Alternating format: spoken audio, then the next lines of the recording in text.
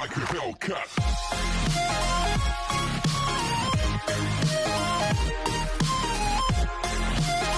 Kamusta mga peace? Welcome back sa channel ko. Yung mga bago pa lang sa channel ko, subscribe ka na peace. And then click mo na rin yung notification bell para updated ka sa mga bago kong mga video. So ngayon sa mundo ng YouTube, laging masaya, diba? Mga nakikita mga vlogs. Pero ngayon kasi medyo hindi maganda yung balita sa YouTube ngayon, yung natitrending na balita. So magbibigay lang ako ng reaction about dito. So kung hindi nyo pa siya nakikilala, alam ko for sure yung iba, alam ko kilala nyo na siya, at yung iba hindi pa siguro. So mga peace, siya si Eman Nimedes. Kung hindi nyo pa siya nakikilala, isa siyang sikat na YouTuber. Tagal na siya, matagal na. 2009, kung hindi ako nagkakamali, nag-start siya. Bata pa siya nun. So hanggang ngayon to 2020, so 11 years I think, more than 10 years na siyang nagbablog. So mayroon na siyang more than 1 million subscriber mga peace. So kilala na siya na YouTuber. Okay? So marami na nakakilala sa kanya. Actually nakikita ko na to dati pa. Yung mga hindi pa ako nagba-vlog doon, nanonood lang ako sa mga YouTube, dumadaan siya doon sa nakikita ko. So hindi ko pa siya na lubos na kilala. Naging kilala ko lang siya nito lang recently nung nag-start talaga ako mag-vlog. So syempre, naghahanap ako, nanonood ako ng mga videos, diba? Kung ano yung mga dapat kong matutunan. So dito ko lang siya nakilala. Dito lang recently lang talaga. Nakikita ko na siya before sa mga video. Gumagawa siya ng mga excuse me. Gumagawa siya ng mga short video clips. Yan, mga short video, music videos. Yan, yung malimit na ginagawa niya, mga vlog na ganyan. Parang nga siya producer o parang director. Kasi nga gumagawa siya ng short films, mga piece. Short, mga 3 minutes, 2 minutes short films. Maganda, magaling. Panoorin nyo. Magaling siya, magaling. Siguro sa tagal ng panahon na pagiging YouTuber, marami na siyang natutunan. In more than 10 years. So marami na siyang natutunan. So magaling yung pagkakagawa niya. So ito nga yung problema. So kahapon napanood ko about dito kay Eman. Meron siyang sakit mga peace. Meron siyang cancer sa bone marrow. Meron siyang acute myeloid leukemia. So medyo hindi magandang sakit. Medyo komplikadong sakit. Alam naman natin leukemia.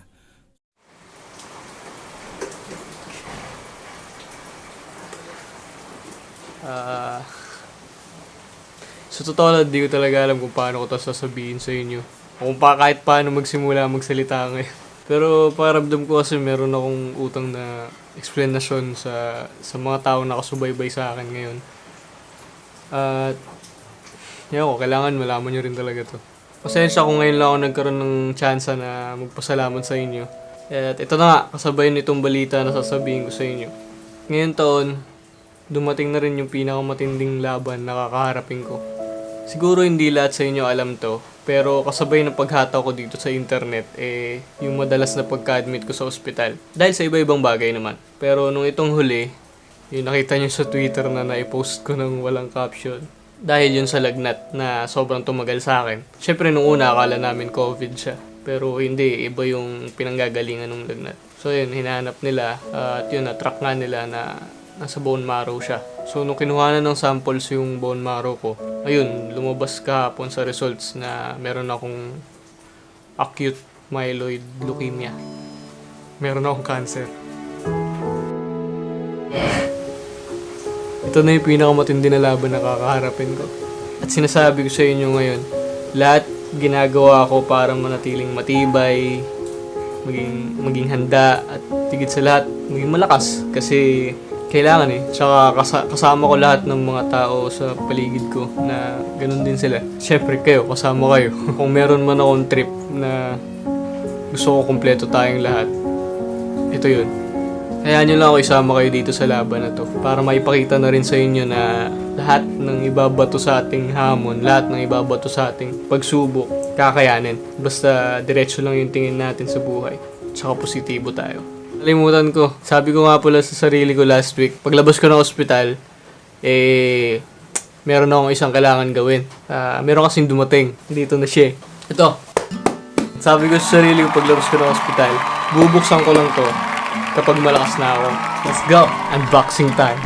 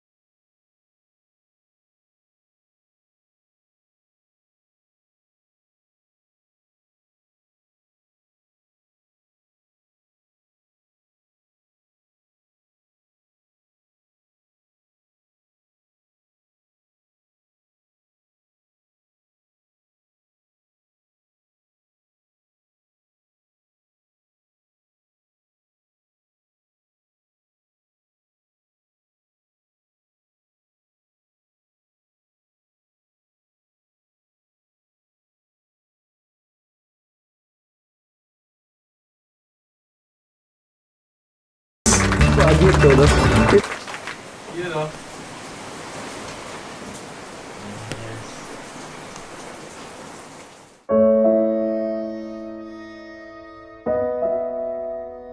So nakakalungkot lang mga bis, 'di ba? Kung kailan sikat na siya, alam mo yun, tapos biglang mangyayari tong ganito.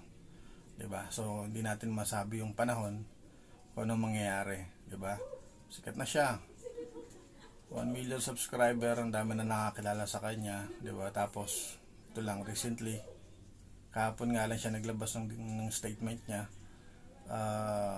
Yun nga, may sakit siya na cancer bone marrow, acute myeloid leukemia. So maraming nalungkot, lalo na yung mga sikat na YouTuber, sila Kong TV, si Doggy, ayan, yung iba pa na mga kilalang YouTuber. Okay, so maraming nakisimpatya about sa kalagayan ni Eman. Ako bilang nagsisimula pa lang, higit 10 buwan pa lang akong nagbablog.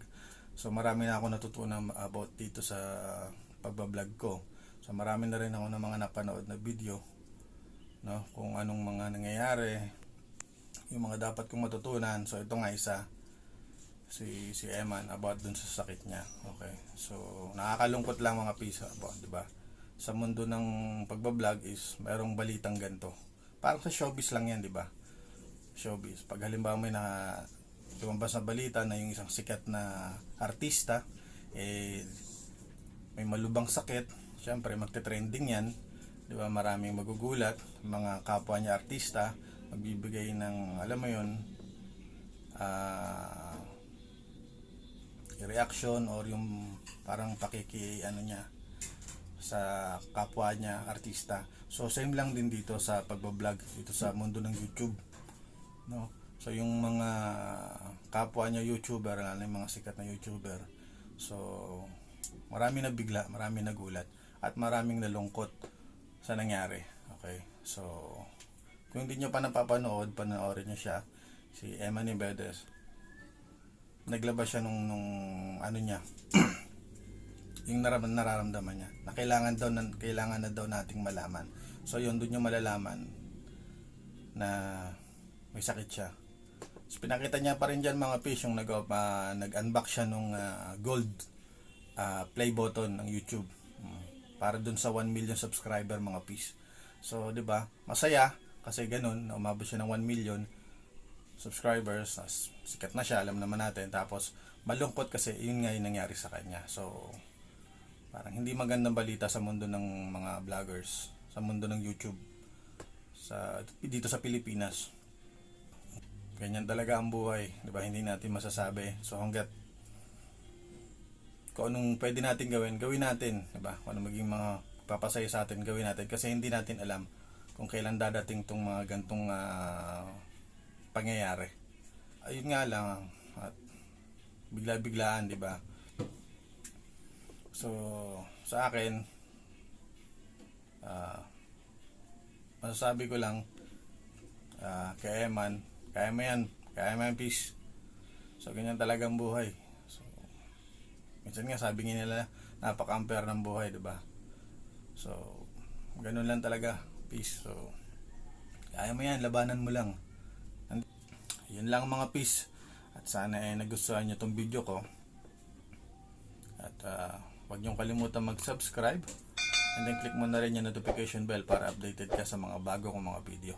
Salamat mga peace.